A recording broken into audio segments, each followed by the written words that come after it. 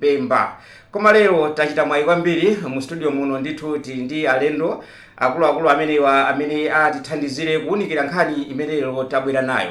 Ndiye mutu umene ndabwera nawo tsiku la lero ndionena kuti kodi amene anaperekedwa nsembe, mwana wa Abrahamu amene anaperekedwa nsembe ndi ndani pakati pa mwana uja Isaac kapena kuti Isaki ndi Ishmaeli.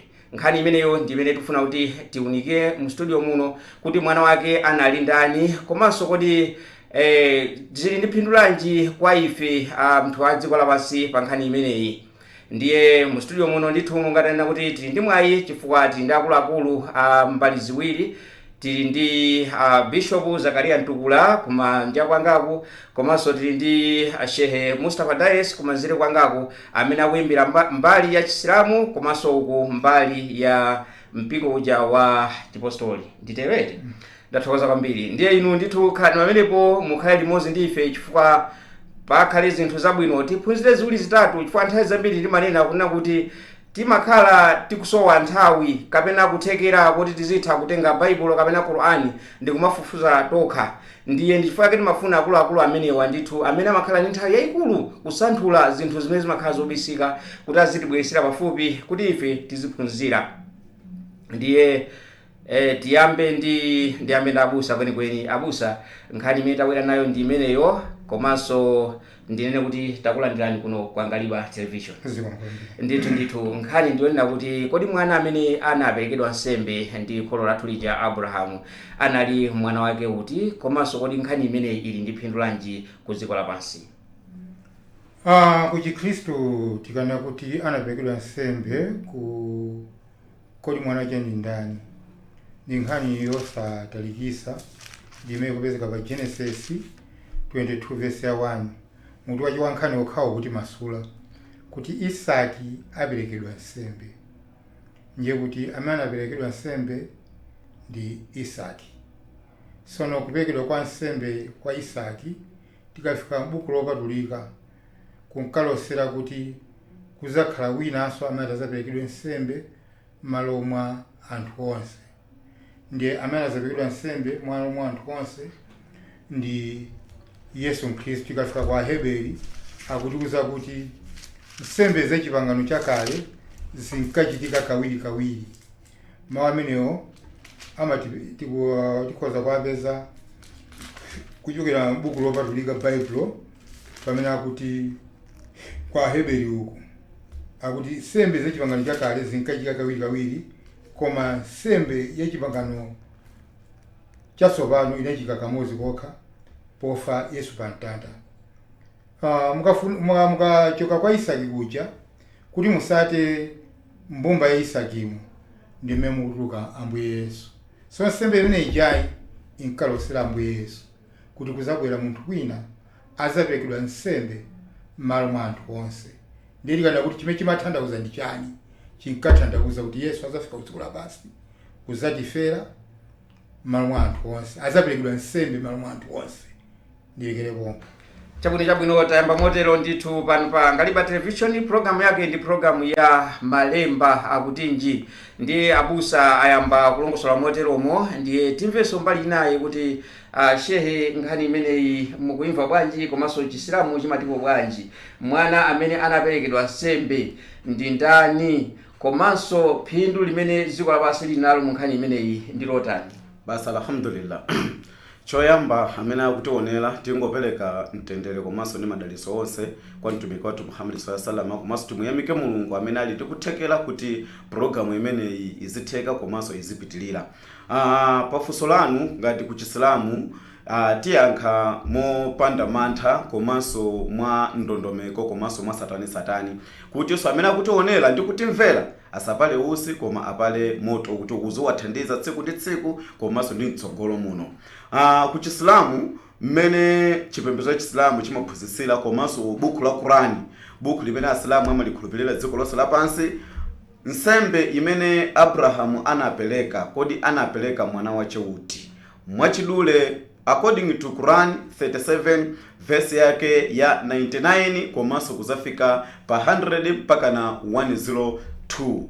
Qurani imeneyi, sura imeneyi ikufotokoza kunena kuti Abrahamu anakhala nthawi yayitali osakhala ndi mwana, ndipo Abrahamu anapempha mwana pamaso pa Mulungu, ndipo mwana amene anampasa Abrahamu woyamba ndi amene akutchedwa dzina lake Ismaili. Ndipo tikawerenga 1:02 akuti tsopano Mulungu akumuonesera masomphenya Abrahamu kupyolera mukulota, ndipo akumuwuza Abrahamu kunena kuti tenga mwana amene umandipempha uja umpereke nsembe ndipo ukhale opanda mwana wina aliyense. Pachifukwa chimenechi ndiye kuti mwana oyamba kuchokera mu mchuno mwa Abrahamu kodi ni ndani? Ndiye kuti tikumpezanso kuchokera ku Genesis chapter cha 16 verse yake ya 4 komanso 16 verse yake 11, ndipo mwana amene Abrahamu akupempha pamaso pa Mulungu akupasa mwana dzina lake Ismaili. Ndipo Qur'ani yasindika ndikunena kuti nsembe imene mwana amene anaperekedwa pakati pa Isaac ndi Isaac, nsembeyo anaperekedwa ndi mwana uja wotchedwa dzina lake Ishmaeli, chifukwa nsembeyo ndi mayeso amene akupezeka ulunga khale pa Genesis chapter cha 22 verse yake 1 akunena kuti ndipo zitatha izi Mulungu adamuonekera Abrahamu ndipo anamuyesa mayeso akulu Abrahamu okuti mayeso apambane nawo. Ndiye koyambilira kuti kodi nsembe imene mwana amene Abrahamu anapereka ndi mwana wacheuti? Mwanayo ndi mwana oyamba. Ndiye mwana oyamba ameneyu ndi dzina lake Ishmaeli. Bible limachitira umboni kuti mwana oyamba wa Abrahamu ndi Ishmaeli popanda kupondereza kapena kukondera. Ndipo mwana oyamba ameneyu ndi amene akumuwuzanso Mulungu nena kuti mpereke nsembe ukhalenso opanda chani? Opanda mwana wina aliyense. Ndiye gawo lonena kuti kodi pakati pa Isaac ndi Ishmaeli anaperekedwa nsembe ni ndani? Ndi Ismaili. Ndiye mwanenanso kunena kuti kodi ndi phindu lanji limene angalipeze anthu pa nsembe imene ichayo kapena imaphunzitsa chiyani dziko lapansi? Omvera kapenanso amene mukutionera ndikhoza kufotokozanso mosindika komanso mosamalitsa bwino kunena kuti nsembe imene Abrahamu anapereka mwana wace, nsembe imene ija ikhoza kupindulitsa dziko lapansi, chifukwa chonena kuti tikayiunika bwino komanso ndikuwerenga bwino Bible komanso Qur'ani ndikumene tikuona kunena kuti pali chizindikiro chimene Mulungu anamuyitana Abrahamu kuyambira pa Quran chapter cha 4 verse yake ya 125 kumuzindikirisa kunena kuti kuyambira lero iweyo Abrahamu ndine bwezi langa. Ndiye ngati Mulungu wafika stage pomutchula Abrahamu kuti ndi bwezi lache kapena kuti chichewa chothekuka bwino Mulungu akamati ali ndi zache ndiye kuti ndi Abrahamu.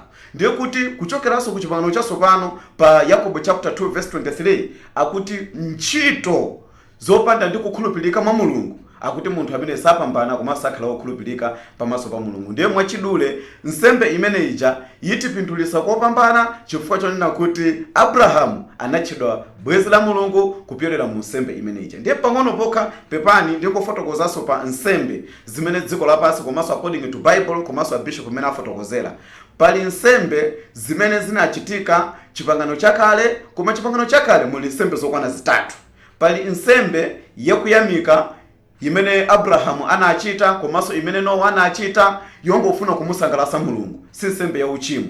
Ndiye pali nsembe imene Mulungu akwafotokozera ana a Israeli powatulutsa dziko lija la Igupto. Tikawerenga pa Levitico chapter cha 23 verse yake 1 komanso tikawerenga ku Exodo pali nsembe imene akwauza ana a Israeli kuti azichita nsembe ija ya uchimo, kuti ine ndachimwa ndikufuna kuti machimo anga akhululukidwe pamaso pa Mulungu, pakuyeneka kuti papereke dwe nsembe yozera mu mwazi. Ndipo tikwaona nsembe akupanga zimenezi. Ndiye pali nsembe yoyamika kumuyamika Mulungu imene ikupezeka pa 1 Mafumu 16 verse yake 1. Ndipo nsembe imeneyo ndi nsembe imene ili nsembe yopitilira mpaka na chipangano chaka chatsopano chikusimikiza za nsembe imeneyi, komabe ndipereka machaputala popeza ukunda ngofotokoza mitu yokha pa nkhani ndi yayikulu. Chabwino ndithu ndimene zikukhalira pano pa Ngaliba Television tayamba moteromo amene uli Shehe Mustafa Dairis kulongosola ndithu molingana ndi chiphunzitso cha Chisilamu. Abusa nangopala pang'ono kungotipasira kuti kodi mitu yake ndili motani, ndapase mpata kuti nawonso ayankhe afotokoze kupita chisogolo kuti inu amene mukutimvera ndi kutionera mwinanso nanonso mwasokonekera ngati mmene ine ndasokonekera kuti pamene nditi tigwire chiti. Koma osadera nkhawa chifukwa akuluakulu amenewa ndithu alowe m'malemba mukuti atiunikire. Tikamachoka pano tiphunzire ziwiri zitatu. Mwamva Shehe mmene alongosolera? Ndawamva kwambiri. Mukutipo bwanji? Ine Nkuyankhula kwa shehe ndi apasasula chapter cha 10 verse ya 36 pamene pakuti ambiri ayiwo sasatira china chilichonse koma zongoganiza, koma nkhani zongoganiza sizithandiza muchoonadi chilichonse. Ndithu Mulungu amaziwa zonse zimene iwo amachita. Chapter yachi ndatulusa chifukwa chakuti zonse zimene ayankhula shehe aja nzopanda umboni, zongoganiza mutu basi. Chimene kuyankhula kuti zongoganiza Bible mulibe kuti Ismaeli ndi amene anapekedwa nsembe. Ndikuchallenge asu ngakhale Quran mulibe zoti Ismaeli anapekedwa nsembe. Ngati kukatheke andipase chaputala chimodzi m'Bible chomwe chikuyankhula direct kuti Ismaeli anapekedwa nsembe. Chisanzo ndi apasi. Chisanzo changa ndi chikuchokera pa Genesis 22 verse ya 1 mutu wa nkhani. Isaki aperekedwa nsembe. Ndene chimene ndikufuna choti shehe apereke chaputala choti Ismaeli aperekedwa nsembe. Korani kuna kuti zongoganiza sizithandiza. Ndine fere nkhani zongoganiza mutu sindikufuna. Kachiwiri andipase Korani sopano. Abwere m'buku loyera la Korani anenenso kuti Ismaeli aperekedwa nsembe. Andipase sura imodzi kuchokera m'Korani. Sindikufuna kuti funso langa ndi straight shame kumvesa. Sindikufuna kulowera ngati kupita kulilongwe straight pita kulilongwe. Don't kuima pa ujeni pazalewa ugule ujeni. No! Funso langa ndi direct kuti Bible andipase monga chapter chimene apeka cha direct isachapekedwa nsembe. Ku Korani so andipase so Ismaeli akupekedwa nsembe direct. Koma ngati palibe ayankhule kuti izi zongoganiza palibe chapter cha direct. Ndiyekere pompo kaya. Sheikh Mustafa Tairis, kusa kuti afusa amene pakuti afuna verse kuchokera Qur'ani komanso Bible limene likunena direct kuti operekera nsembe ana Ishmaeli. Osayima pazalewa kugula mbatata. Ikuita straight wakulilongo. Chabuno ziko mukwambiri. Abusa athandizidwa komanso omvera athandizidwa. Pamene akuthandizidwa wina ena aso amathandizidwa. Choyambirira nchonena kuti asazunguzike kwambiri. Verse yo ndi Quran 37 verse yake ya 100 komanso 102. Pamenepo ndi pamene pakupezeka kuti mu Qur'ani Mulungu akufotokoza nena kuti amene akuperekedwa nsembe ndi Ismaeli osakhala kuti Isaki.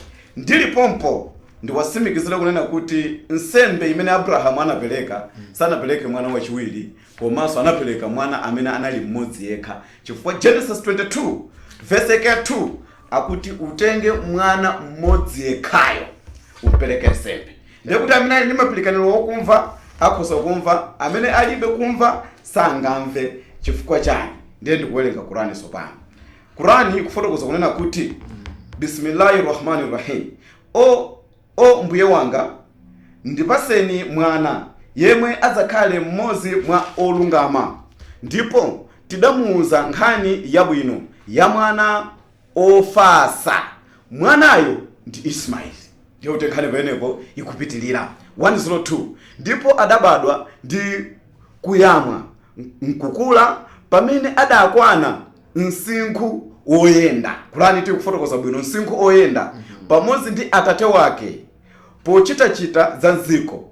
Ibrahimu adayesedwa mayeso kupyolera mmaloto. Sijani mafotokoza zija omwe adalota adati mwana wanga ine kutulo ndikuona maloto ona ochokera kwa Mulungu omwe akundilamula kuti ndikuzinge monga nsembe yopereka kwa Mulungu. Ndiye pa verse iyi zosavutika so kusakasaka yayi.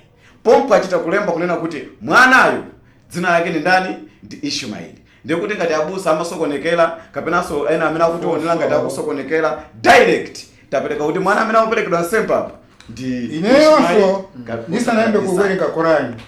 Mundu onese Qur'ani anayamba kuti Ismaeli. Qur'ani ndi imodzi palibe Yabwesa nene kwakuti ngolengani pa 102. Qur'ani 37 verse 102 verse 102 ndi imene shehe wabereka apa Aolenga abusa afuna aone kuti pamene pali mbidwa Ishmaeli ndi patipati. Muli pomwepo abusa? Ndipo pomwepo. Chabwino.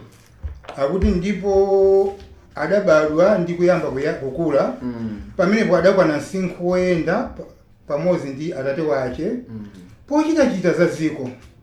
Ibrahimu adayesedwa mayeso kupyolera maloto omwe adalota. Ati mwana wanga, ine kulota ndikuona maloto oona ochokera kwa Mulungu omwe akundilamula kuti ndikuzinge monga nsembe yopeka kwa Mulungu.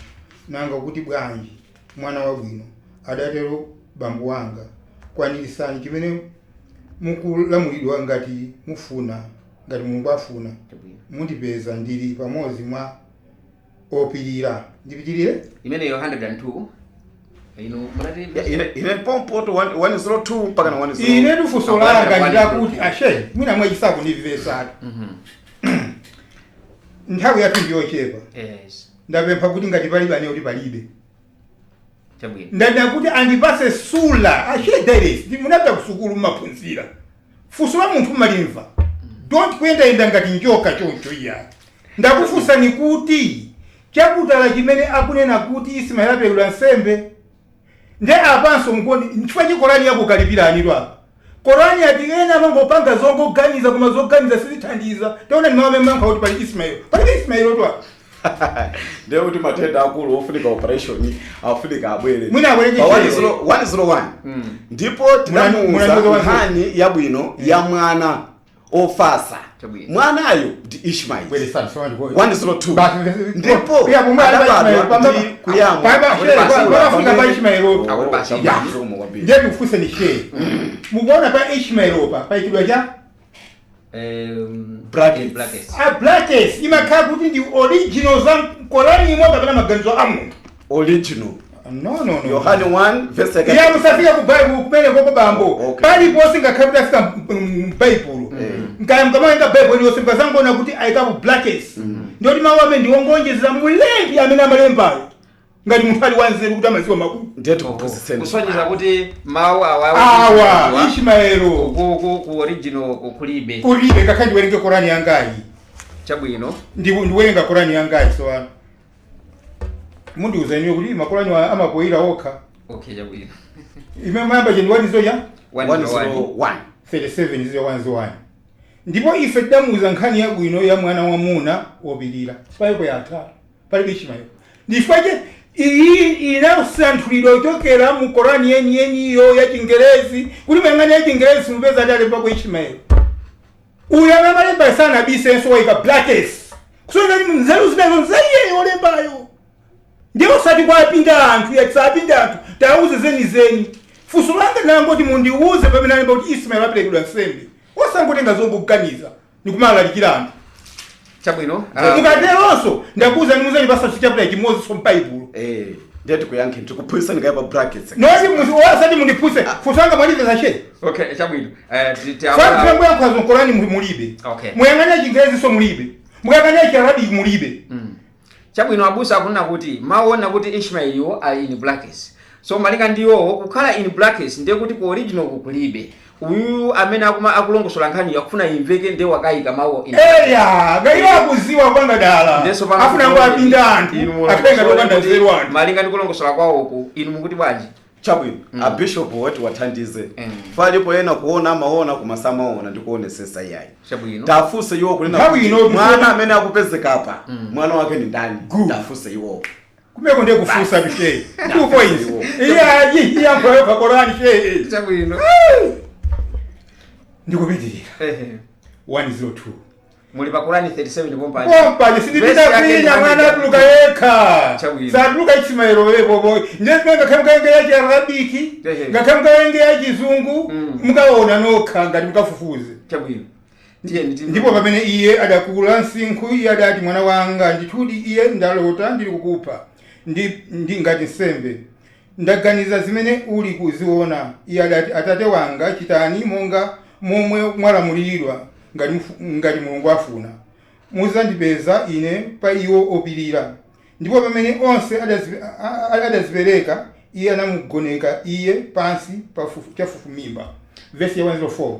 Ndipo iye tidamuyitana ndipo tinati iwe Abrahamu. Tikupitirira tunkhani yoto. Mulungu akuyankhula ndi Abrahamu. Ndithudi wakwanirisa maloto ako. Ndithu mmenemo ndi amene ndimapereka mphoto kwa anthu ochita zabwino. Ndithudi awa anali mayesero oonekera. Ndipo tinamupasa iye nsembe yayikulu paipo ikuchitika nsembe. Koma tife kuti mwana wake ndani atatuka pamenepa. Korani tulusa zina la ndani Ismailo kapena Isaki. Verse 104. Ndipo tidampasa iye nsembe yayikulu. Ndipo iye tidakhazikitsa ulemu pa iye pakati pa mibado ya pasogolo. Tendero khale kwa Abrahamu. Mmenemu ndi mmene timalipirira mphoto kwa anthu ochita zabwino. Ndithudi iye anali mmodzi wa akapolo anthu okhulupirika. Verse 112. Ndipo iye tinamuuza nkhani yabwino ya Isaki, mtumwi wochokera pakati pa anthu angwiro. Nkhani imezina limene likutuluka apa. Kuyambira verse ya 101 imene yatuluka ija. Kalakangani Mkorani ya Chizungu, kalakangani ya Chiarabiki, atuluka kwa Isaki.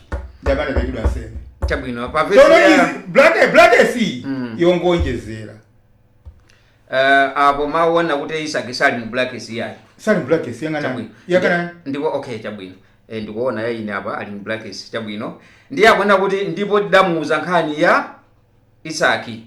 Mtumwi wochokera kwa pakati pa anthu angwiro. Oho. Mwaimba nkhani? Ine tukhani ndaimva kwa ine siye chilendo komanso ndi yabwino kwambiri. Chifukwa chonena kuti choyamba munthu amene akutionera ndi akutimvera aliso ndi nzeru komanso amaganiza.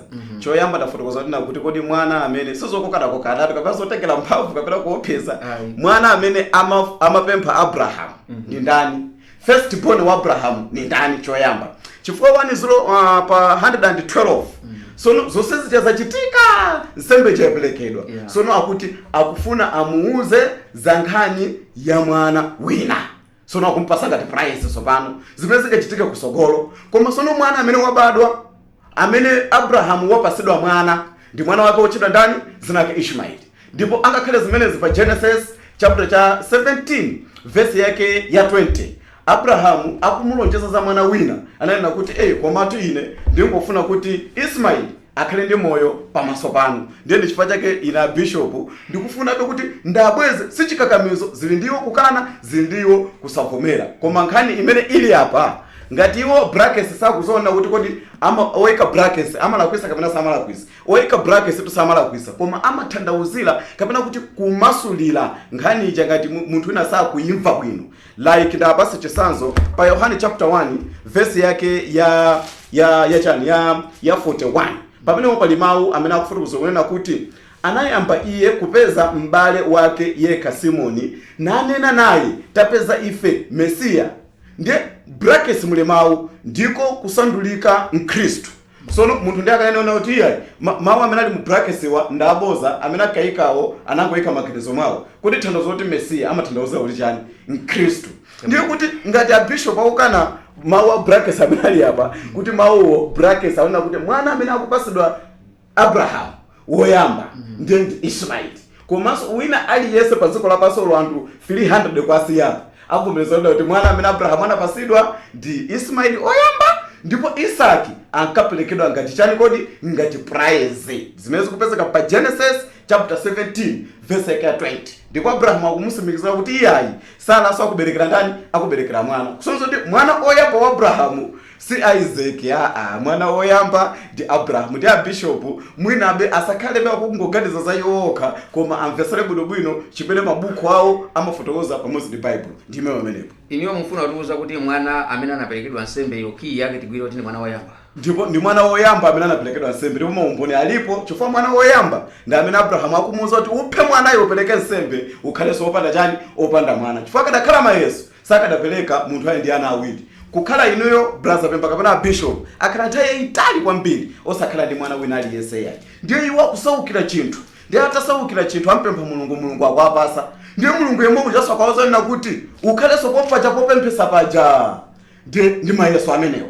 sono ngati popepesa upacha pabwerere kodi alola kapena salola chifukwa ngati munthu akakhale ndi zinthu ziwiri ndiye kuti pamene palibenso mayeso yayi ndiye kuti abishopu tingwatanthauzirabe momveka bwino kuti yayi asasokonekere chilungamo akuchiona okha amene kumacha kuti iyo ndi nyali ndonena kuti asi nyali koma ndizowa pamene ili nyali komene ndikuwasimikizana kuti mwana amene anaperekedwa nsembe ndi mwana oyamba wa Abrahamu ndipo nsembeyo inabwera kuti Abrahamu akumuwuza kuti aphe mwanayo akhale wopanda mwana.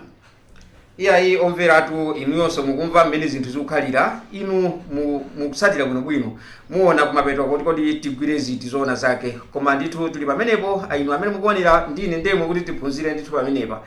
Shehe akuti mwana amene anaperekedwa nsembe ndi oyamba ndiye malikana ndiwo oyambayo ndi Ishmaeli.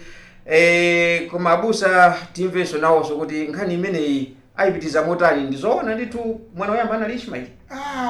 Ine ndayankhula kale kuti zimakuyankhula mukana kuti zoti mwana oyamba wa Abrahamu anali Ismaelo.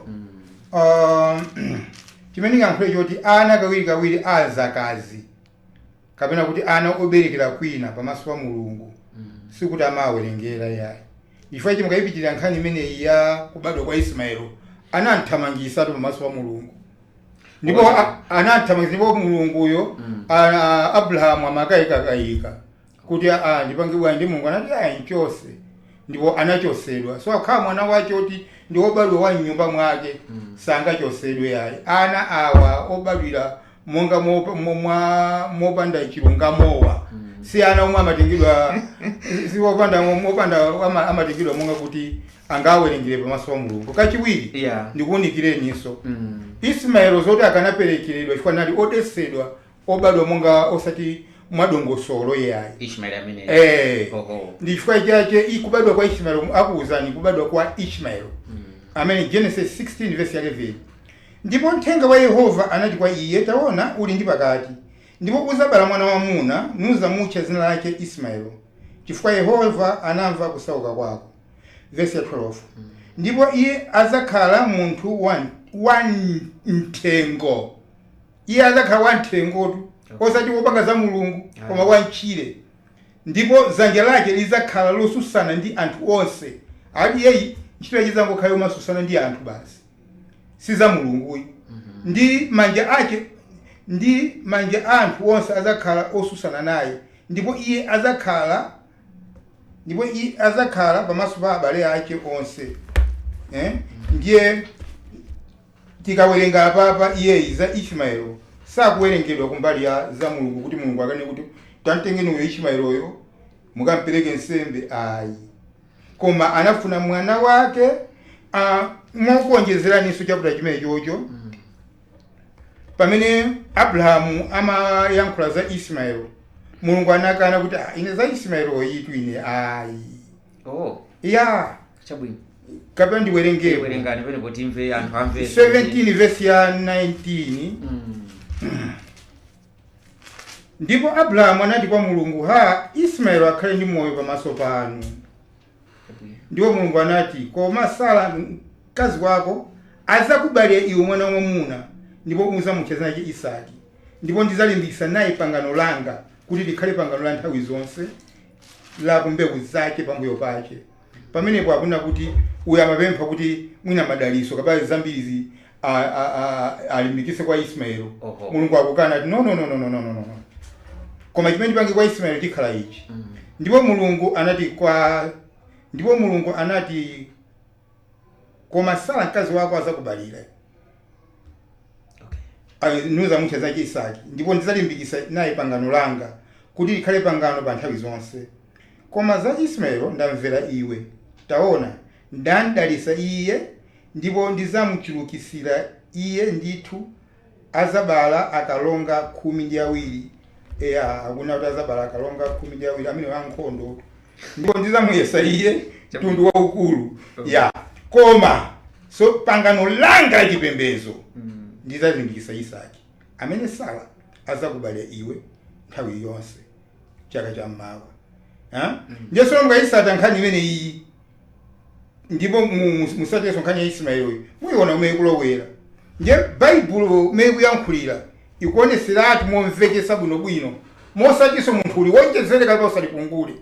ndipo munthu akabwera kumaneto anapekedwa nsembe ndi Ismaelo timangomuona kuti iye Bible sanaliwerenge ndipo ali kunja kwa Bible ndipo kofunikanso apite pa kalasi akaphunzitsidwe cha munthu nkhani imene m'Bible Genesis chivumbuluso mulibe chaputala chimechocho ndizongoganiza ndipo kafika m'Quran chapter cha 23 verse ya 34 akuti ngati inu mumvera munthu wonga ngati